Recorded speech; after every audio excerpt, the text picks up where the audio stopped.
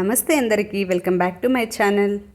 ఈరోజు మా ఊర్లో కరగా ఫెస్టివల్ ఎందుకు మరి ఎలా జరుపుకుంటారు అనేది చెప్తాను. కరగా అనేది ఒక ప్రాచీనమైన జానపద ఫెస్టివల్. ఇది ఫస్ట్ బెంగళూరులో స్టార్ట్ చేశారు. ఈ ఫెస్టివల్ వచ్చి చైత్ర మాసంలో జరుపుకుంటారు, అంటే శుద్ధ పౌర్ణమి రోజు. మహాభారత కాలంలో ద్రౌపది అమ్మవారు తిమరాసురుడు అని రాక్షసుని చంపడానికి వీరకుమారులు అనే సైన్యాన్ని సృష్టిస్తుంది. ఆమె వదిలి వెళ్ళే టైంకి ఈ వీరకుమారులు మేము ఉండలేము అని వేడుకున్నప్పుడు శుద్ధ పౌర్ణమి రోజు నేను మళ్ళీ భూలోకానికి వస్తాను శుద్ధ పౌర్ణమి రోజు అని చెప్పి వెళ్తుంది అమ్మ. అప్పటి నుంచి శుద్ధ పౌర్ణమి రోజు కరగానైతే సెలబ్రేషన్స్ చేసుకుంటాము. అమ్మవారి ప్రతీకం అంటారు కదా, అందుకే కరగ ఎత్తే వాళ్ళకి చీర, గాజులు, తాలిబొట్టు అన్నీ వేసి నిండు కుండుకి పువ్వులతో అలంకరణ చేసి ఆ పువ్వుని మోయాలి. అది కరగా అంటే. వీళ్ళు చాలా నిష్ట నియమాలతో ఈ కరగాని మోస్తారు. ఫస్ట్ రాత్రి 12 గంటలు అయితే అక్కడ అమ్మవారిని గుళ్ళో నుంచి తీసుకొస్తారు అలంకరణ చేసి. తర్వాత పచ్చి కరగా అని అక్కడ ఒక 1 అవర్ అట్లా డ్యాన్స్ చేస్తారు. డ్యాన్స్ చేసిన తర్వాత రాత్రి 12కి ఎత్తిన కరగా ఇలా ఊరంతా తిరుగుతుంది. ఊరంతా తిరిగి ప్రతి ఇంట్లో పూజలు అందుకుంటుంది. ఇంకా మరుసటి రోజు నైట్కి అగ్నిగుండం అయితే జరుగుతుంది.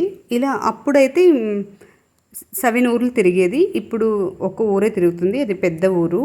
కరగ ఎత్తిన మరుసటి రోజు అయితే పుష్ప పల్లకీలు ఉంటాయి, 7 దేవుళ్ళు ఊరేగింపు.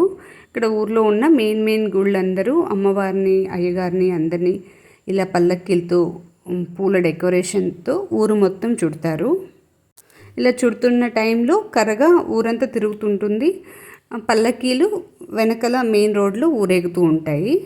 మెయిన్ ద్రౌపదమ్మ, గంగమ్మ, చౌడేశ్వరి తాయి, తర్వాత వచ్చి వినాయకుడు, సుబ్రహ్మణ్య స్వామి, ఈశ్వరుడు ఇలా ప్రత్యేకంగా ఒక్కొక్క పల్లకీలో ఊరేగుతారు.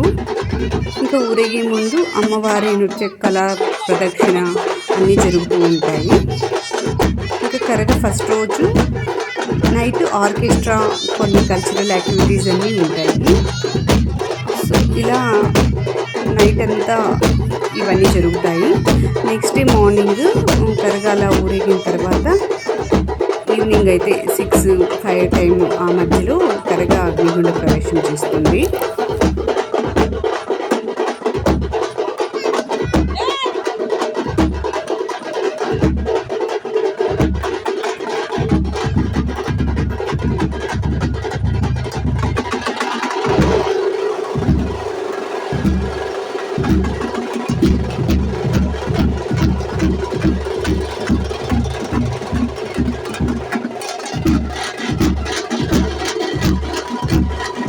అగ్నిగుండం కంటే ముందుగా ఒక స్టేజ్ కట్టింటారు. ఆ స్టేజ్ పైన కరగనెత్తిన వాళ్ళైతే డ్యాన్స్ చేస్తారు.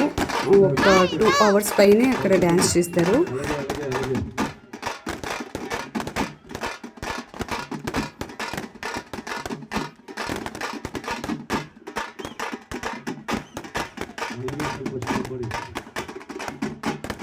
మా చిన్నప్పుడు పెద్దవాళ్ళు చెప్పేవాళ్ళు అన్నమాట, ఈ కరగాని ఎత్తుకునే వాళ్ళ చుట్టూ కత్తులు పెట్టుకుని జనాలు నడుస్తూ ఉంటారు. ఎందుకు అని అడిగితే ఆ కరగా కింద పడితే అక్కడే నరికేస్తారు అని చెప్పేవాళ్ళు. కానీ అది మూఢనమ్మకము, అదైతే జరగలేదు.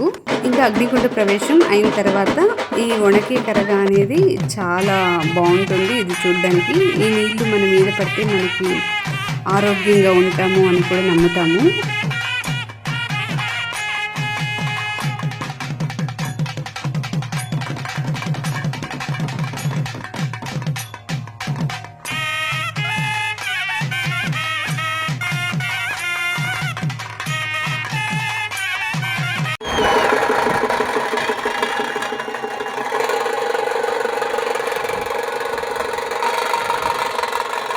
చిన్నప్పుడు ఈ నీళ్ళు వేసుకోవడానికి ముందుకి వెళ్ళి అందరికంటే ముందు దూరి నీళ్ళు తల మీద చెల్లించుకునేవాళ్ళు.